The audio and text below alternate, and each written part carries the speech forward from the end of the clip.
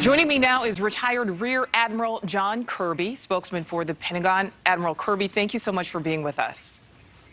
Happy to be here. Well, we'll get right to it. Russia attacked Europe's largest nuclear power plant last night. Today, the U.S. Embassy calling it a war crime. Is it? Well, look, it is clearly not the behavior of a responsible nuclear power, and we have continued to urge Russia to take the violence and the tensions down. That includes abiding by international law. Hitting civilian targets is a violation of, of international law. So I think there's an investigation going on right now into Russia for potential war crimes, and we'll let that process play out. But clearly, this entire invasion, not to mention the strike on a nuclear power plant, is a violation of international law. Well, letting that investigation play out. In the meantime, is the U.S. providing intelligence information to the Ukraine military? We absolutely are. We've done it before the invasion, and we've done it since the invasion. We are providing them intelligence and information that we believe will be helpful for them to better defend themselves, and that kind of coordination and communication will continue. Well, the U.S. also providing weapons like Stinger missiles to Ukraine. How confident are you that the Ukrainians know how to use what we've given them, and how good are they at using the items that we've already given them?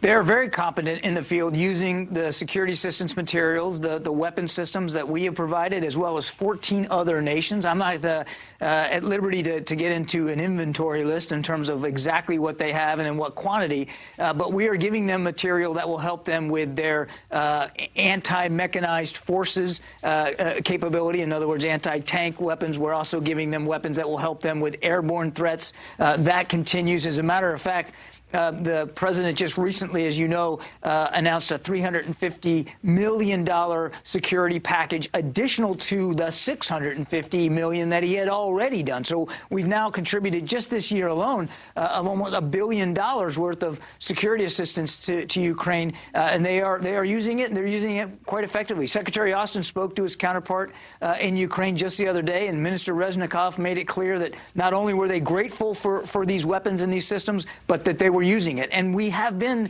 up until very recently, conducting a rotational training program inside Ukraine. So they absolutely have been trained to use these systems.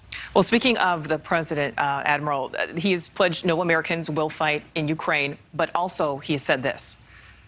And as I've made crystal clear, the United States and our allies will defend every inch of territory that is NATO territory with the full force of our collective power. Every single inch. All right, so let's say that there is an errant missile or Russian tanks rolls over a border. Is the president committed to responding with military force?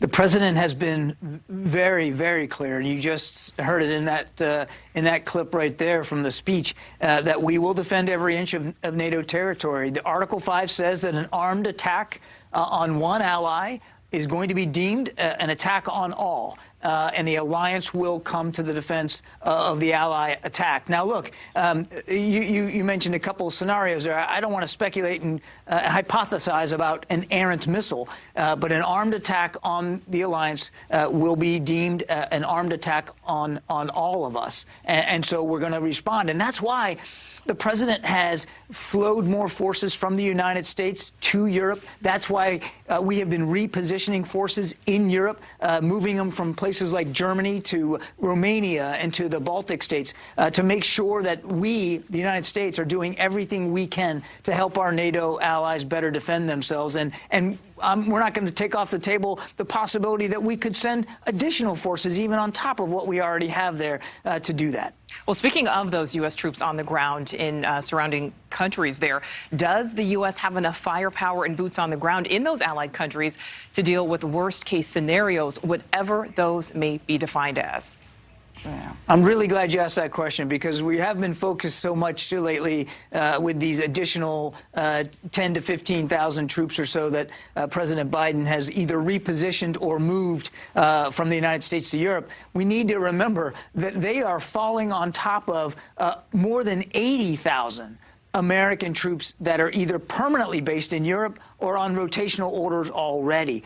So, that's just putting it into perspective. And that, by the way, is only a drop in the bucket to the 1.9 million troops that all 30 NATO allies have at their disposal at any given time. There's an awful lot of combat capability inside the alliance, and we are confident that Mr. Putin understands that.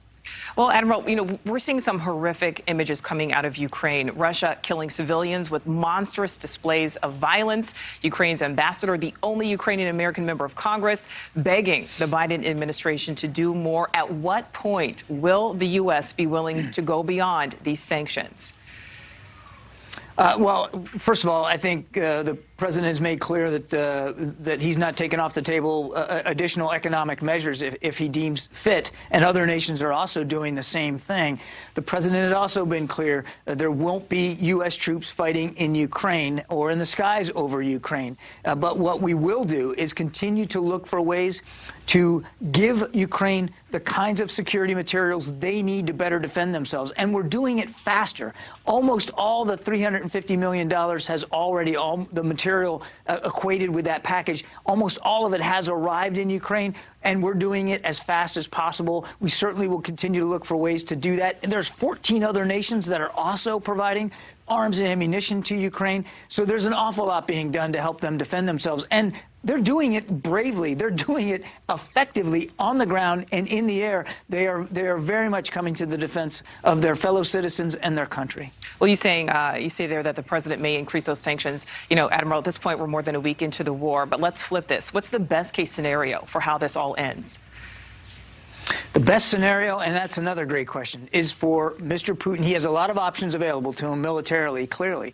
But the one option that he hasn't used and he has available to him and did before the invasion was diplomacy. The best outcome here is for Mr. Putin to take his troops home, take them out of the country, de-escalate the tensions, stop this invasion, and permit no more violence inside Ukraine. That's still an option available to Mr. Putin. They had talks yesterday. Doesn't look like there was a whole lot of progress made. We in the United States continue to support a diplomatic solution here. Look, Ukraine is a sovereign country, and they have been now since the early 90s. This is a sovereign nation state that Mr. Putin has decided to attack. So the best outcome is for Ukraine's sovereignty and territorial integrity to be respected and their freedoms to be allowed, and for Mr. Putin to stop this invasion, this unprovoked war of choice of his.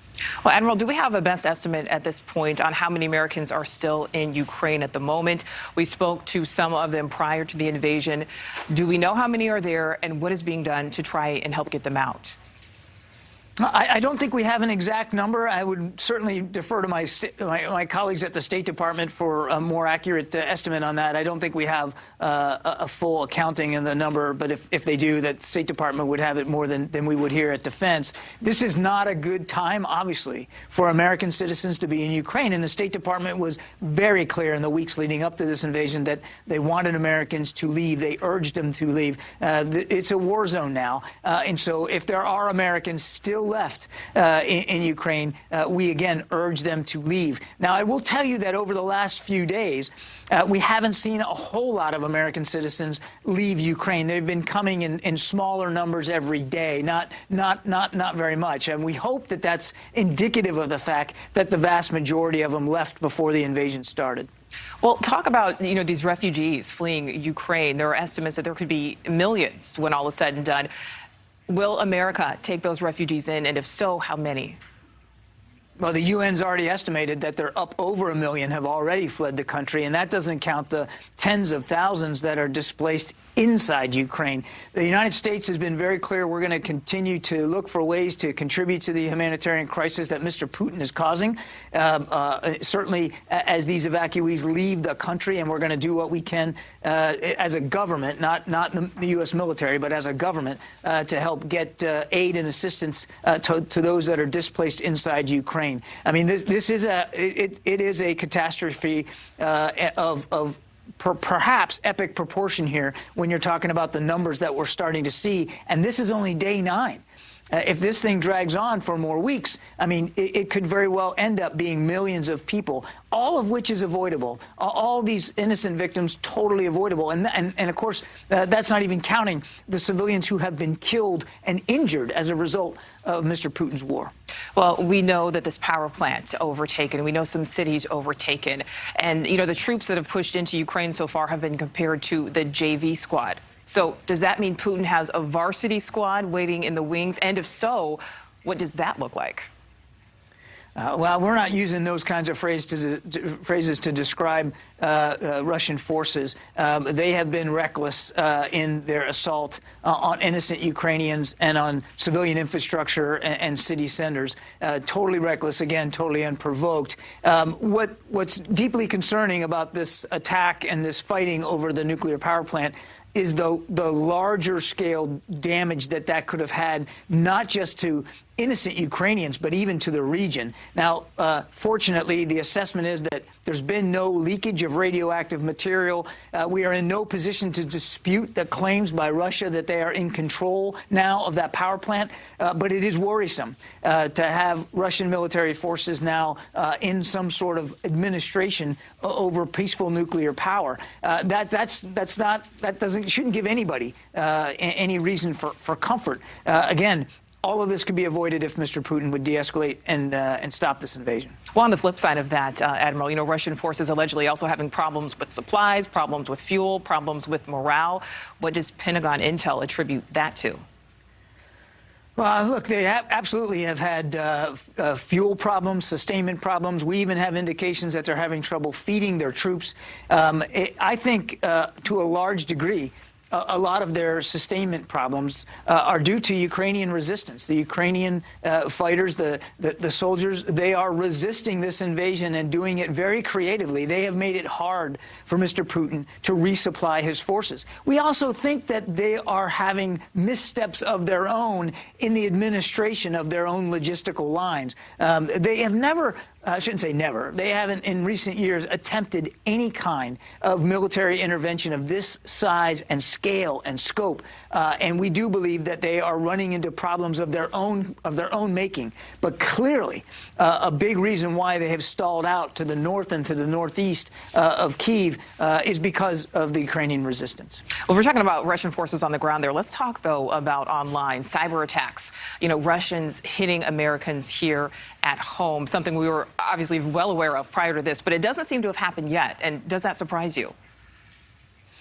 We're careful about what we talk about in cyberspace. I would just tell you that we're watchful, we're vigilant. We're going to do everything we can to contribute to the resilience of the Americans' cyber infrastructure. I think I probably just would leave it at that. All right. Well, can I ask you if there is a cyber attack on the U.S., maybe one of our allies, will that trigger Article 5? NATO has said that it would.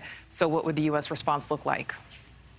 That's a decision for the alliance to make if, in fact, they would consider a cyber attack an armed attack. I think that's a discussion for the alliance, and I would want to respect that process. President Biden has been very clear that if we are the victims of a cyber attack that can be attributed to Russia, that we will respond accordingly and appropriately. And again, I think it's better if we just kind of leave it there. All right, Admiral, last question for you here. We know VP Harris going to Poland and Romania next week. Can you tell us what's the goal there?